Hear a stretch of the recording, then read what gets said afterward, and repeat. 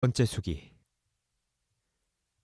다키에이치의 예언 가운데 하나는 맞았고 하나는 빗나갔습니다. 여자들이 나한테 반할 거라는 명예롭지 못한 예언은 맞았지만 틀림없이 훌륭한 화가가 된다는 축복 어린 예언은 빗나갔습니다. 나는 겨우 조악한 잡지의 어설픈 무명 만화가가 되었을 뿐입니다. 가마쿠라 사건 때문에 고등학교에서 퇴학을 당한 나는 넙치네 집 2층에 다다미 석장짜리 방에서 기거했습니다. 고향에서는 다달이 극히 적은 액수의 돈을, 그것도 내 앞으로 직접 보내는 게 아니라 넙치 앞으로 몰래 붙이는 듯 했습니다만 그것 말고는 고향과의 연줄은 완전히 끊어져 버렸습니다. 넙치는 늘 언짢은 기색이어서 내가 환심을 사려고 웃어도 웃어주지 않았고, 인간이라는 것은 이렇게도 간단히 그야말로 손바닥 뒤집듯 변할 수 있는 것인가, 한심스럽게, 아니 오히려 우스꽝스럽게 생각될 정도로 완전히 달라져 나가면 안 됩니다, 어쨌든 나가지 마세요 라는 말만 하는 것이었습니다. 넙치는 내가 자살할 염려가 있다고 생각했는지 나의 외출을 엄하게 금했습니다. 그렇지만 술도 못 마시고 담배도 못 피고 아침부터 밤까지 오로지 2층 다다미 석장짜리 방에서 고타스 속으로 기어들어가 낡은 잡지 따위나 읽으며 바보 같은 생활을 이어가는 나한테는 자살할 기력조차 없었습니다. 넙치네 집은 오쿠보의 의학전문학교 근처에 있었습니다. 서화골동상 청룡원이라는 간판 글씨만은 꽤나 멋을 부려 인상적이었지만 두 세대가 사는 한 건물의 반을 쓰는 가게는 입구도 좁고 가게 안은 먼지투성이었으며 변변치 않은 잡동사니들만 늘어놓았는데 가게에 앉아있는 적은 거의 없고 대부분은 아침부터 언짢은 얼굴로 서둘러 나가버렸습니다. 가게는 17, 8살 먹은 저번아이 혼자 지키고 있었습니다. 이 녀석이 나를 감시하는 보초인 셈으로 틈만 나면 근처 아이들과 밖에서 캐치볼 같은 것을 하며 놀면서도 2층의 객 식구를 순 바보나 정신 이상자 같이 생각하는 모양으로 어른의 잔소리 비슷하게 내게 훈계까지 했습니다. 나는 사람들과 말다툼을 못하는 성격이어서 피곤한 표정이나 감탄하는 듯한 표정을 짓고 그 말에 귀를 기울이며 복종했습니다. 이 점원 아이는 시부타에 숨겨둔 자식으로 그만한 사정이 있어 부자지간이라는 사실을 밝히지 않고 있었습니다. 시부타가 여전히 독신인 것도 그와 관련된 이유가 있어서인 듯한데 전에 집안 사람들을 통해 소문을 언뜻 들었던 것 같기도 하지만 워낙 타인의 신상에 흥미가 없던 편이라 깊은 사정은 전혀 모릅니다. 그렇지만 그 점원 아이의 눈매에도 묘하게 생선 누나를 연상시키는 구석이 있었기 때문에 어쩌면 정말로 넙치에 숨겨진 자식인지도. 만일 그렇다면 두 사람은 정말 쓸쓸한 아버지와 아들이었습니다. 밤늦게 2층에서 나 몰래 둘이서 메밀국수 같은 것을 배달시켜 말없이 먹는 일이 있었습니다. 넙치네 집에서는 늘 그 점원 아이가 요리를 했는데 2층 애물단지 식사는 별도로 쟁반에 담아 삼시세끼를 2층으로 가져다 주었고 넙치와 점원 아이는 계단 아래 다다미 넉 장 반짜리 음침한 방에서 달그락달그락 그릇 부딪히는 소리를 내며 급하게 식사를 했습니다. 3월 말의 어느 저녁나절 넙치는 생각지 못한 돈벌이가 얻어 걸리기라도 했는지 아니면 다른 꿍꿍이라도 있는 것인지 희한하게도 술까지 곁들인 아래층 식탁에 나를 초대했습니다. 넙치가 아닌 참치회에 대접하는 주인 스스로 탐복하고 칭찬하더니 우두커니 앉아있는 객 식구에게 약간의 술을 권하며 물었습니다. 도대체 이제부터 어떻게 할 작정입니까? 나는 그 말에 대답하지 않고 생선이 접시에서 정어리포를 집어들었습니다.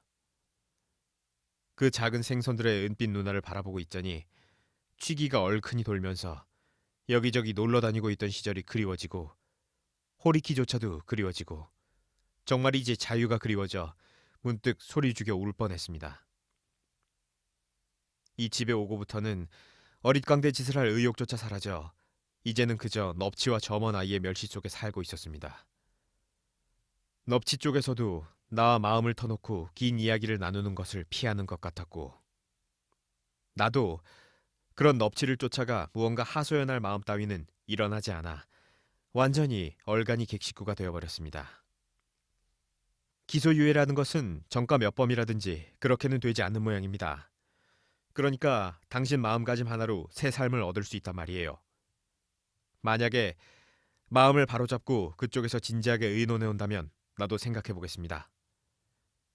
넙치의 말투에는, 아니 세상 모든 사람들의 말투에는 이런 식으로 뭔가 함축되어 있고 어딘가 모호해서 발뺌하는 것처럼 들리는 미묘하고 복잡한 구석이 있었습니다.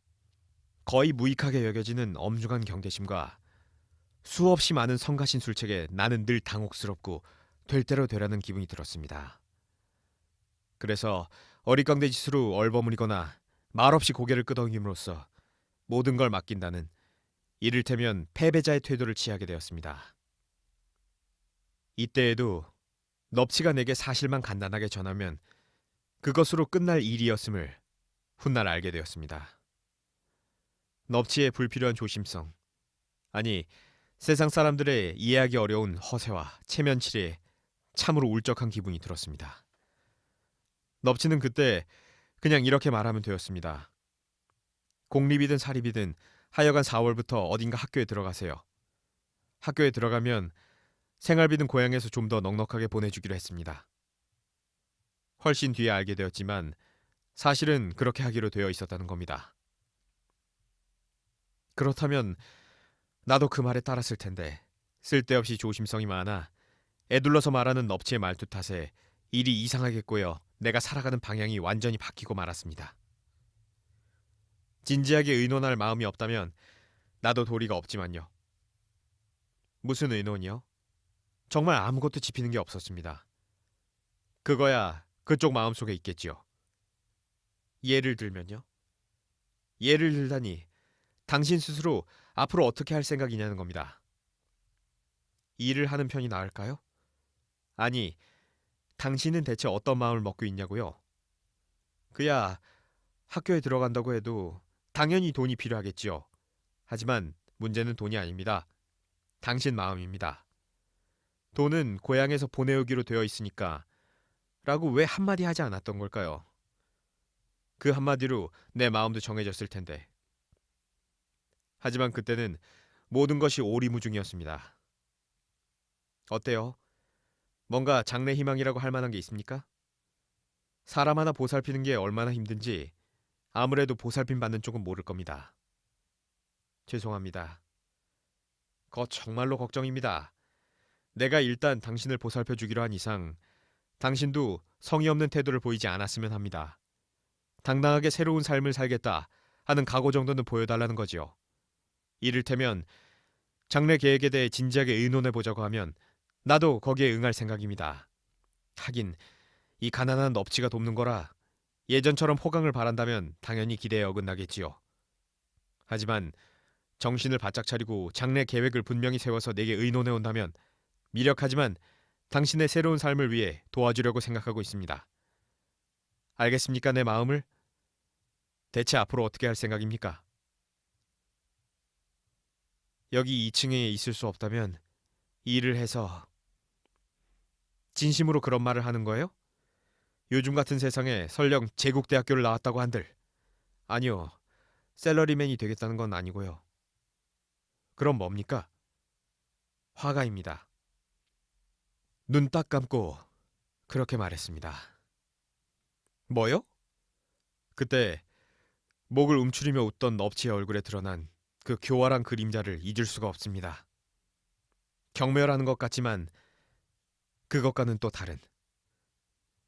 세상을 바다에 비유하자면 그 바다의 천길 깊은 곳에 그런 기묘한 그림자가 일렁이고 있을 것 같은, 뭔가 어른들 삶의 밑바닥을 언뜻 내비친 듯한 웃음이었습니다. 그런 말이라면 얘기고 뭐고 할 수 없군. 전혀 정신을 못 차렸네. 잘 생각해보세요. 오늘 밤새 진지하게 생각해보세요. 라는 말을 듣고 쫓기듯이 2층으로 올라가 자리에 누웠지만 딱히 떠오르는 생각은 없었습니다. 그리고 새벽이 되자 넙치네 집에서 도망쳐 나왔습니다. 저녁에 꼭 돌아오겠습니다. 장래 계획에 관해 의논하러 옆에 써놓은 친구 집에 갔다 올 테니 걱정 마십시오. 정말입니다. 종이에 연필로 이렇게 커다랗게 쓴 다음 아사쿠사에 사는 호리키 마사오의 주소와 이름을 적어놓고 넙치네 집에서 살며시 나왔습니다. 넙치에게 잔소리를 들은 것이 분해서 도망쳤던 것은 아닙니다. 정말로 나는 넙치 말대로 정신을 못 차린 사람이라 장래 계획이고 뭐고 전혀 가늠이 되지 않았습니다. 게다가 넙치네 집에 애물단지로 얹혀 사는 것은 넙치에게도 딱한 일입니다. 만일 내게도 분발하려는 마음이 생겨 뜻을 세운다 해도 그 새 삶을 위한 자금을 가난한 넙치로부터 매달 원조받아야 하는 건가 생각하니 도저히 마음이 아파 견딜 수 없었기 때문입니다. 그건 다만 눈 깜짝할 사이만큼 잠깐만이라도 넙치를 안심시키고 싶어서 그때 문득 기억의 밑바닥에서 떠오르는 대로 호리키의 주소와 이름을 종이 한 귀퉁이에 적었을 뿐입니다. 넙치네 집을 나와 신주쿠까지 걸어가서 품에 지니고 있던 책을 팔고 나니 또다시 어찌해야 좋을지 몰랐습니다.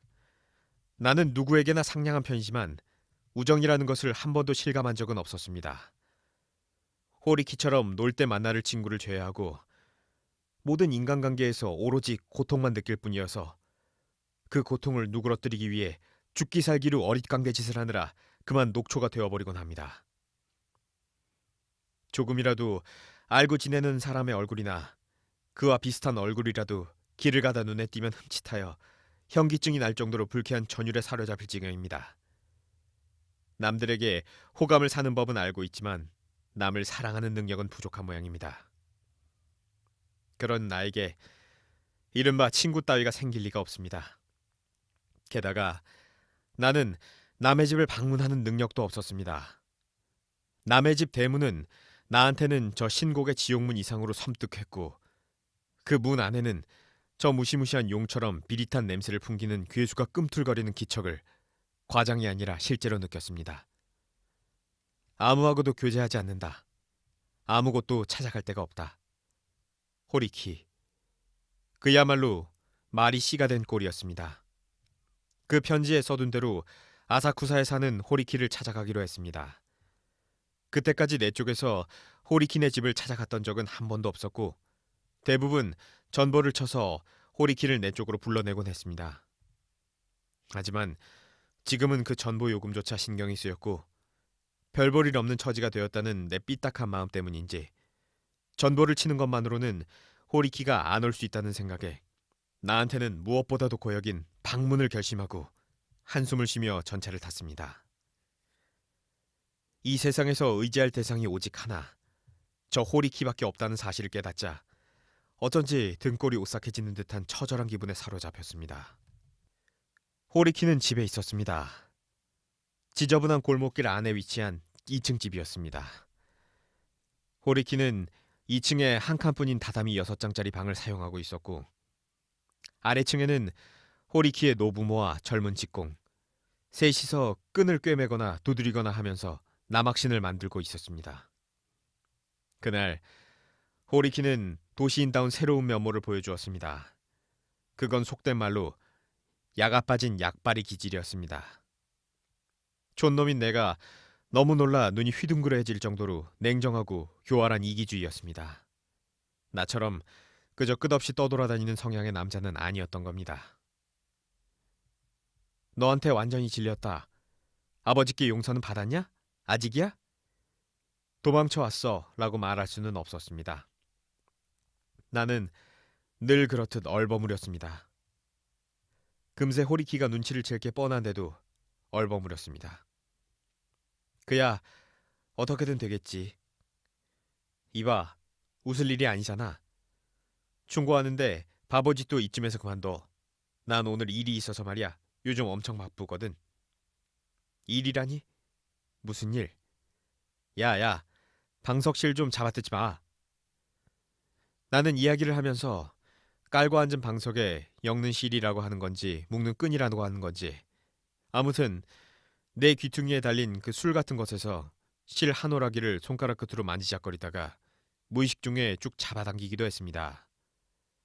호리키는 제 집 물건이라면 방석에 실 한 올도 아까운 듯이 부끄러운 기색도 없이 그야말로 눈에 쌍심지를 켜고 나를 타박했습니다.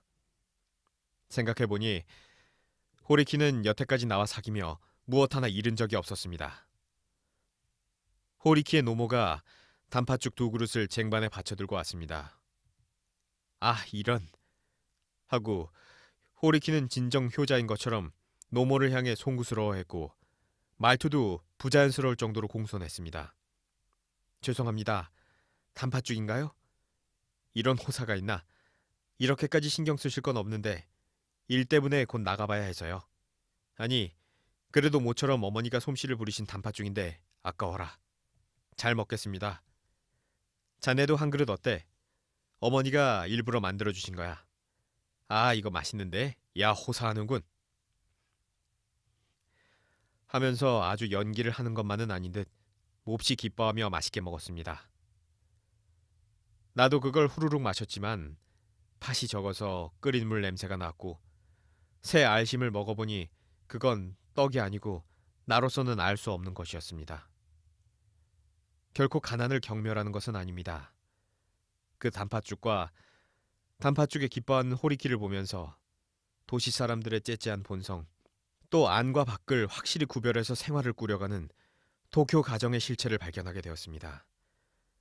안팎의 구분도 없이 그저 끊임없이 인간의 생활에서 이리저리 도망쳐 다니는 얼간이 같은 나만 완전히 뒤처져 호리키에게조차 버림받은 것 같아 낭패스러웠고 칠 벗겨진 젓가락으로 단팥죽을 저으며 견딜 수 없이 쓸쓸한 느낌이 들었다는 것을 기록해두고 싶을 뿐입니다. 어떡하지? 오늘 볼 일이 있어서 말이야. 호리키는 자리에서 일어나 웃옷을 걸치며 이렇게 말하고는 미안하지만 이만 실례하겠네. 그때 호리키를 찾아온 여자 손님이 있어 내 운명도 급변했습니다. 호리키는 돌연 활기를 띠며 죄송합니다. 지금 말이죠. 그쪽으로 찾아뵈려고 생각하고 있었는데 이 친구가 갑자기 찾아와서요. 아니요, 괜찮습니다. 자, 어서 들어오시죠. 그렇게 말하고는 어지간히 당황한 듯 내가 깔고 앉아있던 방석을 빼내 뒤집어서 내밀자 그걸 잡아채서는 다시 뒤집어서 여자 손님에게 권했습니다. 방에는 호리키의 방석 말고는 손님용 방석이 하나밖에 없었습니다. 손님은 마르고 키가 큰 여자였습니다. 여자는 방석은 옆으로 밀어놓고 문 옆방 한 구석에 앉았습니다. 나는 멍하니 두 사람이 나누는 이야기를 들었습니다. 여자는 잡지사 직원인 듯 호리키에게 컷인지 뭔지를 전부터 부탁했던 모양으로 그걸 받으러 온 것 같았습니다. 급해서요. 다 했습니다. 진즉에 해놓았습니다. 이겁니다. 보시죠. 그때 전보가 왔습니다. 호리키가 그걸 읽더니 신이 났던 얼굴이 순식간에 험악해져서 쳇, 너 이거 어떻게 된 거야? 넙치에게서 온 전보였습니다. 어쨌든 바로 돌아가. 내가 데려다주면 좋겠지만 지금은 그럴 시간이 없어. 가출한 주제에 그 천하태평한 낯짝이라니. 댁이 어느 쪽이세요? 오쿠보입니다. 여자의 물음에 나도 모르게 대답해버렸습니다. 그러면 회사 근처니까. 여자는 고슈 출신으로 28살이었습니다. 5살 되는 딸과 고엔지에 있는 아파트에 살고 있었습니다. 남편과는 사별한 지 3년째라고 했습니다. 당신 아주 고생하며 자란 사람 같아. 눈치가 빠르거든. 가엾게도. 처음으로 여자에게 붙어 사는 정부 같은 생활을 했습니다. 시즈코가 신주쿠에 있는 잡지사에 일하러 나가면 나와 시게코라는 5살짜리 여자아이, 우리 둘이서 얌전히 집을 보았습니다. 그때까지는 엄마가 집을 비우면 시게코는 아파트 관리인 방에서 놀았던 모양입니다만 눈치 빠른 아저씨가 놀이 상대로 나타나서 아주 기분이 좋은 듯 했습니다. 일주일쯤 멍한 상태로 그곳에 있었습니다. 아파트 창 바로 옆 전깃줄에 두 팔 벌린 무사댁 하인 모습의 연 하나가 뒤엉켜 있었습니다. 봄의 먼지바람에 날리고 찢기면서도 끈질기게 전깃줄에 휘감겨 떨어지지 않고 왠지 고개를 끄덕이고 있는 연을 볼 때마다 쓴웃음이 나며 얼굴이 붉어지고 꿈에서까지 보게 되어 가위에 눌렸습니다. 돈이 있으면 좋겠어. 얼마나? 많이. 돈 떨어지는 날이 정 떨어지는 날이라는 그 말. 정말이야. 바보같이. 그런 고리타분한 그래. 하지만 당신은 몰라. 이대로라면 나 도망쳐 버릴 거야. 대체 우리 둘 중에 어느 쪽이 더 가난한 건데? 그리고 어느 쪽이 도망친다는 거야? 이상하기는. 내가 번 돈으로 술, 아니 담배를 사고 싶어. 그림만 해도 내가 호리키 같은 친구보다 훨씬 솜씨가 좋을걸? 그럴 때마다 중학교 시절에 그린 다케이치가 도깨비라고 불렀던 몇 장의 자화상이 머릿속에 저절로 떠올랐습니다. 잃어버린 걸작. 여러 번 이사를 하는 통에 잃어버리고 말았지만 그것만큼은 확실히 뛰어난 그림이었다는 생각이 듭니다. 그 후 이것저것 그려보아도 그 추억 속의 걸작에는 도저히 미치지 못해 늘 가슴이 텅 빈 듯한 나른한 상실감에 계속 시달려왔습니다. 마시다만 한 잔의 압생트. 영원히 보상받기 어려울 것 같은 그 상실감을 나 혼자 그렇게 표현하고 있었습니다. 그림 이야기가 나오면 눈앞에 마시다만 한 잔의 압생트가 아른거리며 아, 그 그림을 이 사람에게 보여주고 싶다. 그래서 내 재능을 믿게 하고 싶다라는 초조감에 괴로워했습니다. 후후 그럴까? 당신은 진지한 얼굴로 농담을 하니까 귀여워. 농담이 아니야. 정말이야. 아, 그 그림을 보여주고 싶어 하고 부질없이 범민하다가 문득 마음을 바꿔 체념하면서 만화 있잖아. 적어도 만화라면 호리키보다는 잘 그릴 거야.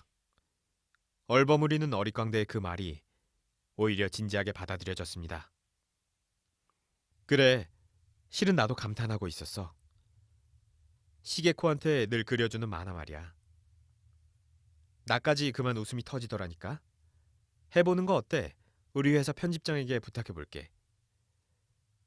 그 회사에서는 어린이를 대상으로 그다지 이름이 알려지지 않은 월간 잡지를 발행하고 있었습니다. 당신을 보면 대부분의 여자들은 뭔가를 해주고 싶어 견딜 수가 없게 돼. 늘 겁먹은 듯 쭈뼛쭈뼛하고 그런데도 익살꾼이고 가끔은 혼자서 몹시 침울해져 있지만 그런 모습이 여자의 마음을 더욱 설레게 해. 시즈코가 그 밖에 여러 가지 이야기를 하면서 나를 치켜 세워도 그것이 바로 정부의 추한 특질이다 하고 생각하면 그야말로 점점 더 침울해질 뿐 전혀 기운이 나지 않았습니다. 여자보다는 돈. 어쨌든 시즈코에게서 벗어나 내 힘으로 살아가고 싶다고 남몰래 꿈을 꾸며 궁리해봤지만 오히려 시즈코에게 점점 기댈 수밖에 없는 처지가 되었습니다. 가출 뒤처리니 뭐니 거의 모든 일들을 이 고슈 출신 여장부의 신세를 지게 되어 나는 시즈코 앞에서 한층 더 쭈뼛쭈뼛 할 수밖에 없었습니다. 시즈코의 주선으로 넙치, 호리키, 그리고 시즈코의 삼자 회담이 이루어져 나는 고향에서 완전히 절연당하고 시즈코와 떳떳하게 동거하게 되었습니다. 또 시즈코가 여러모로 애써준 덕분에 내 만화도 뜻밖의 돈벌이가 되어 그 돈으로 술과 담배도 샀습니다만 불안과 우울은 점점 더 심해지기만 했습니다. 그야말로 침울해질 대로 침울해져 시즈코네 잡지에 매달 연재하는 만화 긴타씨와 오타씨의 모험을 그리고 있으면 불현듯 고향집이 생각나고 너무나 쓸쓸한 나머지 펜이 움직이지 않아 고개를 숙인 채 눈물을 흘리기도 했습니다. 그럴 때 미약하나마 위안이 된 것은 시게코였습니다. 시게코는 그 무렵 나를 아무 거리낌 없이 아빠라고 불렀습니다. 아빠, 기도하면 하느님이 뭐든 들어주신다는 거 정말이야? 나야말로 그런 기도를 하고 싶다고 생각했습니다. 아, 내게 냉철한 의지를 주소서. 내게 인간의 본질을 알게 해주소서. 사람이 사람을 밀어내도 죄가 되지 않는 건가요? 내게 분노의 가면을 주소서. 그래. 시게코한테는 무엇이든 주시겠지만 아빠한테는 안 주실지도 몰라. 하느님조차 두려웠습니다. 하느님의 사랑은 믿지 못하고 하느님의 벌만 믿었습니다. 신앙, 그것은 다만 하느님에게 채찍질 당하기 위해 고개를 숙이고 심판대로 향하는 일로 생각되었습니다. 지옥은 믿지만 천국의 존재는 도저히 믿을 수 없었습니다. 어째서 안 주셔? 부모님 말씀을 듣지 않았으니까. 그래? 하지만 아빠는 정말 착한 사람이라고 다들 말하던데? 그건 내가 그들을 속이고 있기 때문이다. 이 아파트 사람들 모두가 내게 호의를 갖고 있다는 것은 나도 알고 있다. 하지만 그들이 얼마나 두려운지 모른다. 그들을 두려워하면 할수록 호감을 얻게 되고 호감을 얻으면 얻을수록 두려워져 나는 모두를 멀리하게 된다. 이 불행한 성격을 시게코에게 설명해 주기란 너무나 어려운 일이었습니다. 시게코는 하느님한테 기도해서 뭘 받고 싶은데? 나는 아무렇지도 않은 척 화제를 돌렸습니다. 시게코는 말이야. 시게코의 진짜 아빠가 있으면 좋겠어. 깜짝 놀라 어찔어찔 현기증이 났습니다. 적. 내가 시게코의 적인가? 시게코가 나의 적인가? 어쨌든 여기에도 나를 위협하는 무시무시한 어른이 있었구나. 타인. 이해할 수 없는 타인. 비밀투성이의 타인. 시게코의 얼굴이 갑자기 그렇게 보이기 시작했습니다. 시게코만은이라고 생각했는데 역시 이 아이에게도 갑자기 등에를 쳐 죽이는 소의 꼬리가 있었던 겁니다. 나는 그 이후로 시게코에게조차 쭈뼛쭈뼛 겁을 먹을 수밖에 없었습니다. 생마, 있는가? 호리키가 다시 나를 찾아오기 시작했습니다. 가출하던 날 그렇게 나를 섭섭하게 대한 녀석이었는데 그래도 나는 거절하지 못하고 희미하게 웃으며 맞아주었습니다. 네 만화 꽤 인기가 오르고 있다며? 아마추어한테는 세상 무서울 게 없는 똥배짱이 있으니 당해낼 수가 없단 말이지. 근데 방심하지 마. 대생이 전혀 안 되어 있으니까. 스승처럼 굴려고 들었습니다. 나의 그 도깨비 그림을 이놈에게 보여주면 어떤 표정을 지을까 하고 또 부질없는 몸부림을 치면서 그런 말 하지 마. 악 하고 비명이 나오려고 하니까. 호리키는 더더욱 의기양양하게 처세에 밝은 것만으로는 언젠가 미천이 드러나니까. 처세에 밝다. 나는 정말 쓰는 숨밖에 나오지 않았습니다. 내가 처세에 밝다니. 그렇지만 나처럼 인간을 두려워하고 피하고 속이는 것은 긁어부스럼 만들지 마라는 속담에 교활하고 영리한 처세술을 따르는 것과 매한가지인 걸까요? 아, 인간은 서로에 대해 아무것도 모르고 서로를 완전히 잘못 알고 있으면서 둘도 없는 친구라 여기며 평생 그것을 알아차리지 못한 채 상대가 죽으면 울면서 주사 따위나 잃는 게 아닐까요?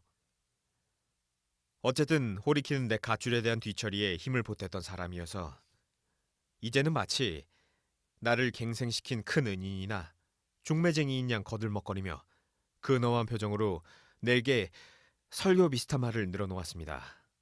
게다가 한밤중에 술에 취한 채 찾아와서 자고 가기도 하고 오웬을 빌려가기도 했습니다. 그런데 자네 계집질도 이쯤에서 그만둬. 더 이상은 세상이 용납하지 않을 테니까. 세상이란 대체 무엇일까요? 인간의 복수형을 말하는 것일까요? 어디에 그 세상이라는 것에 실체가 있는 걸까요? 어쨌든 강하고 엄하고 무서운 것이라고만 생각하며 지금까지 살아왔지만 호리키한테 그런 말을 들으니 문득 세상이라는 건 자네 아니야? 라는 말이 혀끝까지 나왔지만 호리키를 화나게 하는 게 싫어서 삼켜버렸습니다. 그건 세상이 용납하지 않아. 세상이 아니라 네가 용납하지 않는 거겠지. 그런 짓을 하면 세상이 가만두지 않아. 세상이 아니라 너겠지. 언젠가 세상에서 매장당할 거야. 세상이 아니라 네가 나를 매장하겠지. 너는 너 자신의 무시무시함, 기괴함, 악랄함, 음흉함, 요망함을 깨달아라 등. 너는 너 자신의 무시무시함, 기괴함, 악랄함, 음흉함, 요망함을 깨달아라 등 이런저런 말들이 마음속에서 오갔지만 나는 그저 얼굴의 땀을 손수건으로 닦으며 진땀 난다 진땀 나 하면서 웃을 뿐이었습니다. 그렇지만 그때 이후로 세상이란 개인이 아닐까 하는 철학적인 생각 비슷한 것을 갖게 되었습니다. 그리고 세상이란 것이 개인이 아닐까 하고 생각하게 되면서 예전보다는 다소 나의 의지로 움직일 수 있게 되었습니다. 시즈코의 말을 빌리자면 나는 약간 제멋대로 굴게 되었고 쭈뼛쭈뼛 하지 않게 되었습니다. 또 호리키의 말을 빌리자면 묘하게 째째해졌습니다. 그리고 시게코의 말을 빌리자면 시게코를 별로 귀여워하지 않게 되었습니다. 말도 없고 웃지도 않고 날이면 날마다 시게코를 돌보면서 긴타씨와 오타씨의 모험이며 또 천하태평 아빠의 아류작이 분명한 천하태평 스님이며 또 성질 급한 빈짱같이 스스로도 이해가 안 되는 제목을 아무렇게나 갖다 붙인 연재만화 따위를 여러 회사의 주문에 맞춰 참으로 음울한 기분으로 느릿느릿 이제는 그저 술값이나 벌 만큼 그렸습니다. 그러다가 시즈코가 회사에서 돌아오면 교대하듯 훌쩍 밖으로 나가서 고엔 지역 부근의 포장마차나 스탠드바에서 싸고 독한 술을 마시고는 기분이 조금 밝아져서 아파트에 돌아왔습니다. 보면 볼수록 이상한 얼굴이야 당신. 천하태평 스님의 얼굴은 실은 당신의 잠든 얼굴에서 힌트를 얻은 거야. 당신 잠든 얼굴도 늘수그레해 40대 남자처럼 보여. 당신 때문이야. 다 빨아먹힌 거야.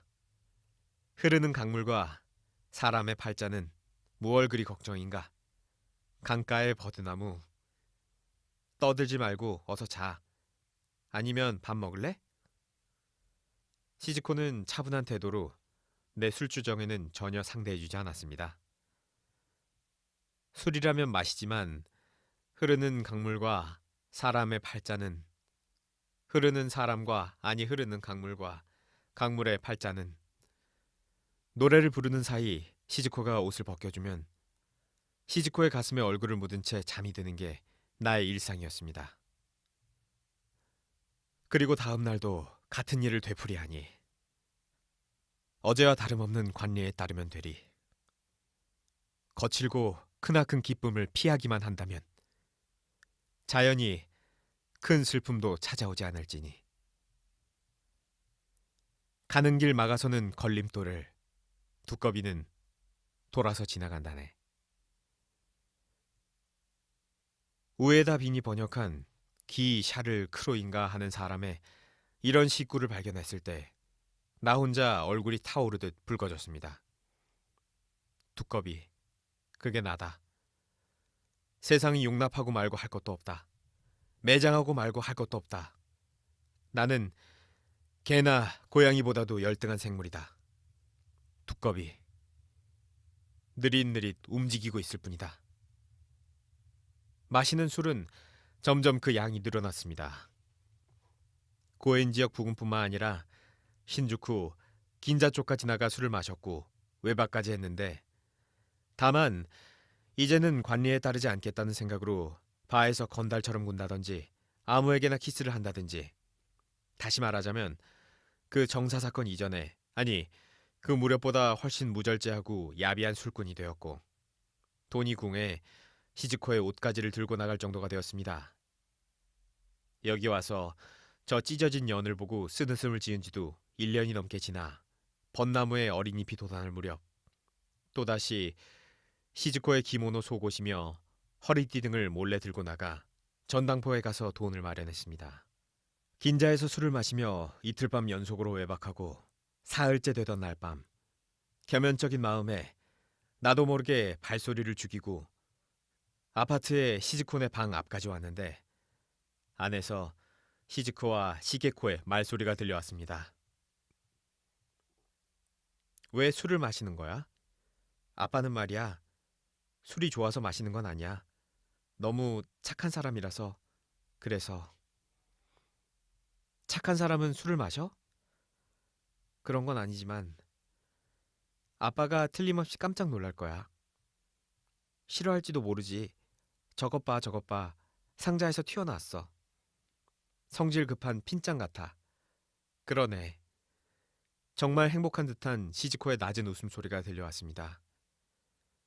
내가 문을 살짝 열고 안을 들여다보니 하얀 새끼 토끼가 깡충깡충 방 안을 뛰어다니고 모녀는 그 뒤를 쫓고 있었습니다. 행복하구나, 이 사람들은. 나 같은 멍청이가 이 둘 사이에 끼면 머지않아 두 사람을 엉망진창으로 만들고 말 거야. 조촐한 행복, 착한 모녀, 행복하기를. 아, 만일 하느님이 나 같은 놈의 기도라도 들어준다면 단 한 번, 일생에 단 한 번이라도 좋으니 기도하겠다. 그 자리에서 쭈그리고 앉아 두 손 모아 기도하고 싶은 심정이었습니다. 가만히 문을 닫고 긴자로 갔고 그것을 끝으로 다시는 그 아파트에 가지 않았습니다. 그리고 교바시 근처에 있는 스탠드바 2층에서 또다시 여자를 등쳐먹고 사는 기둥서방 비슷한 처지로 들어앉게 되었습니다. 세상, 나도 그럭저럭 그것을 어렴풋이 알게 된 것 같았습니다. 개인과 개인의 싸움이고 당장 그 자리의 싸움이며 바로 그 자리에서 이기기만 하면 되는 것이다. 인간은 결코 인간에게 복종하지 않는다. 노예조차 노예답게 비굴한 안갚음을 하는 법이다. 그래서 인간에게는 그 자리에서 한판 승부에 의지하는 것 말고는 살아남을 뾰족한 수가 없다. 대의 명분 같은 것을 부르짖지만 노력의 목표는 반드시 개인. 개인을 넘어 또다시 개인. 세상의 난해함은 개인의 난해함. 넓은 바다는 세상이 아니라 개인이다. 이렇게 생각하니 세상이라는 넓은 바다의 환영에 겁먹던 데서 다소 해방되어 이전만큼 이래저래 한없이 마음 쓰는 일 없이 말하자면 부딪히면 필요에 따라 어느 정도 넉살 좋게 행동할 줄 알게 되었습니다. 고엔지의 아파트를 떠나 교바시의 스탠드바 마담에게 헤어지고 왔어. 그렇게만 말했고 그것으로 충분했습니다. 즉 한판 승부가 났고 그날 밤부터 다짜고짜 그곳 2층에서 지내게 되었습니다. 하지만 겁내야 할 세상은 내게 아무런 위해도 가하지 않았거니와 나도 세상에 대해 아무런 변명도 하지 않았습니다. 마담이 그렇게 할 마음이라면 그것으로 다 된 겁니다. 나는 그 가게의 손님 같기도 하고 주인 같기도 하고 잔심부름꾼 같기도 하며 친척 같기도 해서 주위에서 보면 전혀 정체를 알 수 없는 존재였으련만 세상은 조금도 수상히 여기지 않았고 가게의 단골들도 나를 요조요조하고 부르며 다정하게 대하고 술까지 사주었습니다.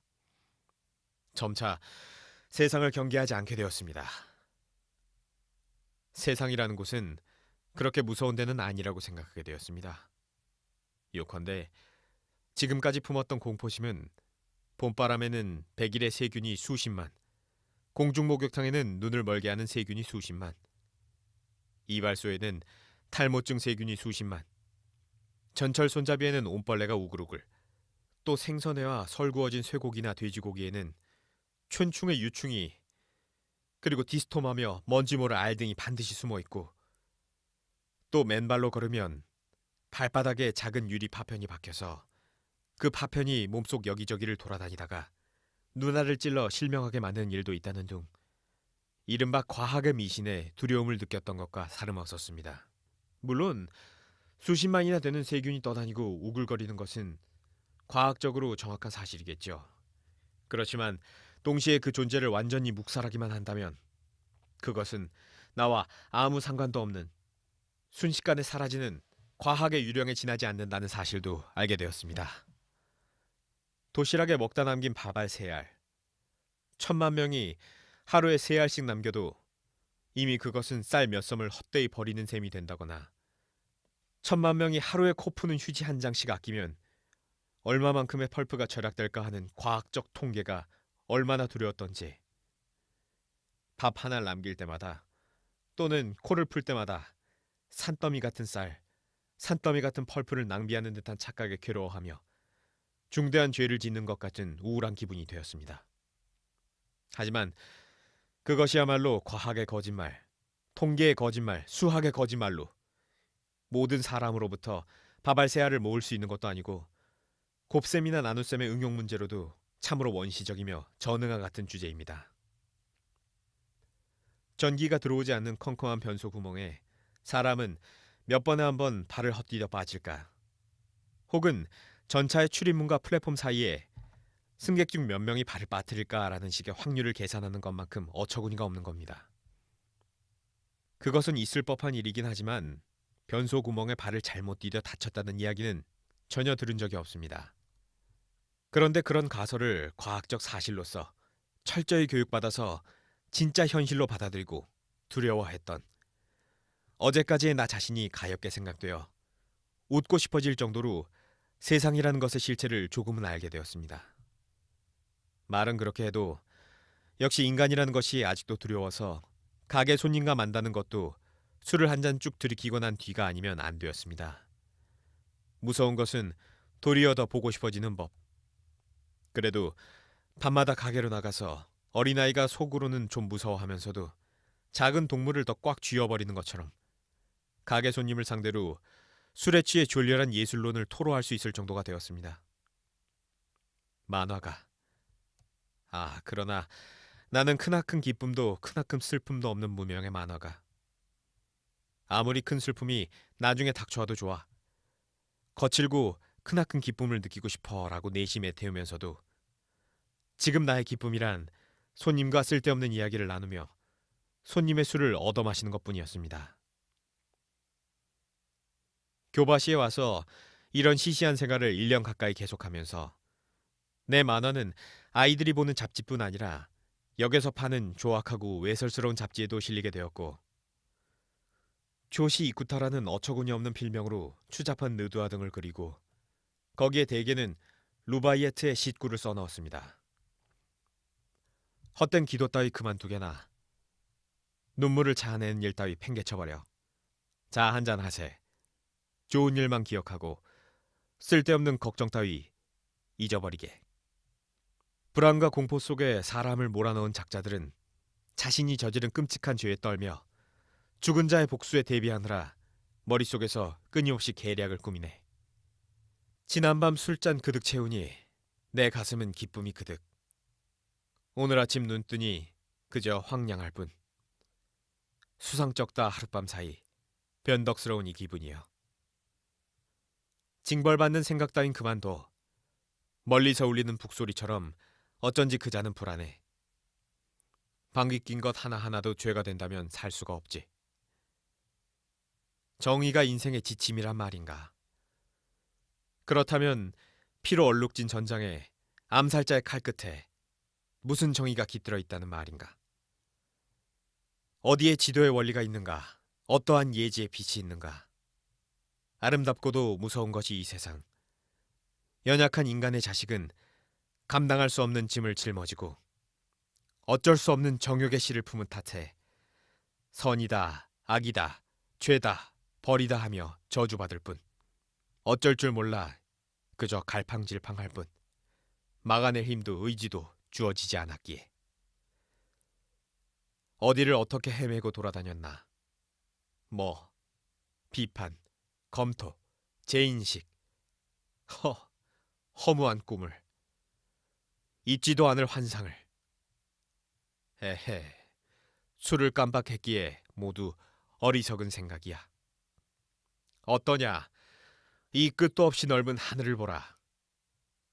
그 속에 달랑 떠있는 점이 아닌가. 이 지구가 왜 자전하는지 알게 뭐야.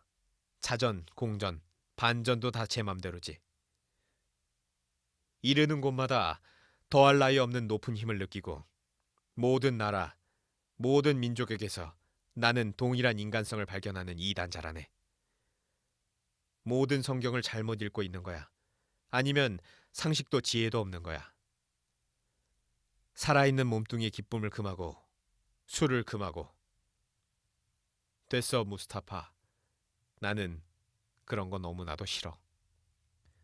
그 무렵 내게 술을 끊으라고 권하는 아가씨가 있었습니다. 안 돼요. 날마다 대낮부터 취해 계시잖아.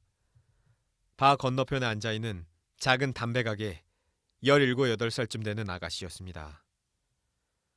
요시코라고 하는데 피부가 희고 덧니가 있는 아이였습니다. 내가 담배를 사러 갈 때마다 웃으며 충고했습니다. 왜 안 된다는 거야? 어째서 나쁘다는 거야? 있는 대로 술을 마시고 사람의 아들이여 증오를 멈추어라. 멈추라. 멈추라 라고 옛날 페르시아에서 그랬단 말이지. 아냐 관두자. 슬픔에 지친 마음에 희망을 가져오는 것은 오직 거나한 취기를 안겨줄 옥잔뿐이니. 알겠어? 몰라요. 요 녀석 키스해버릴까 보다. 해요. 조금 더 기죽지 않고 아랫입술을 쑥 내밀었습니다. 이런 바보, 청조관념이. 그러나 요시코의 표정에는 분명 누구에게도 더럽혀지지 않은 처녀의 냄새가 배어났습니다. 해가 바뀌고 몹시도 추웠던 어느 날 밤, 나는 술에 취해 담배를 사러 나갔다가 그 담배가게 한 맨홀에 빠지고 말았습니다. 요시코, 살려줘! 하고 소리쳤더니 요시코가 끌어올려서 오른팔에 난 상처를 치료해 주었습니다. 그때 요시코는 진지하게 너무 많이 마셨잖아요 하며 웃지도 않고 말했습니다. 나는 죽는 것은 아무렇지도 않지만 부상을 당해 피를 흘리고 불구자가 되는 건 딱 질색이어서 요시코에게 팔의 상처를 치료받으며 술도 이제 그만 끊을까 생각했습니다. 끊을게. 내일부터는 한 방울도 안 마실게. 정말?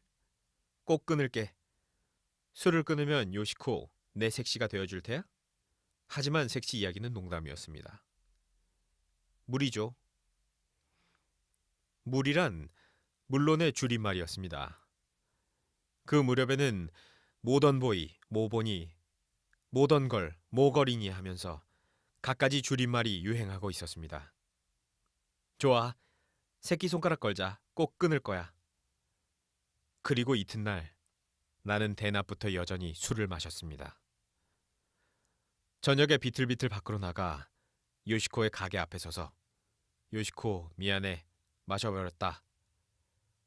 어머나 싫어라 취한 척이나 하고 깜짝 놀랐습니다. 술이 확 깬 기분이었습니다. 아니야 진짜야. 정말 마셨다니까. 취한 척 하는 게 아니야. 놀리지 마요. 못됐어.